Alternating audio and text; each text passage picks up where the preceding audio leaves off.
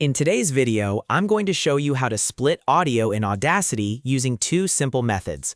First, I'll show you how to split a clip right at a specific point inside the same track, and then I'll show you how to split audio to a new track.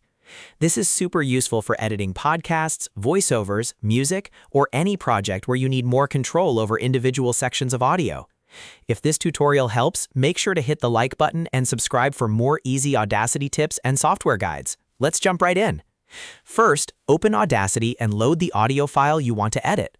Once your track is on the timeline, look for the Selection tool, which is the I-beam icon in the toolbar. Click that tool so you can place your cursor accurately.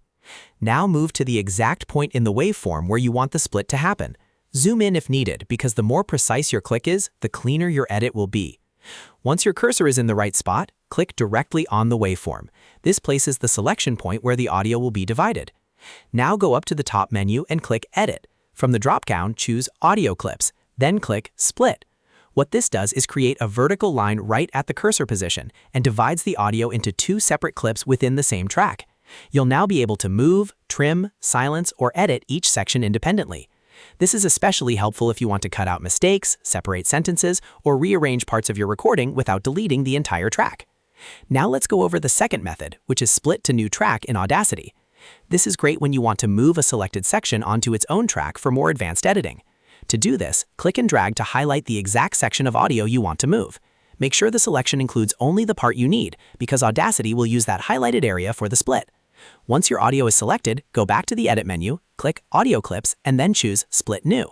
When you do this, Audacity removes the selected audio from the original track and places it on a new track below.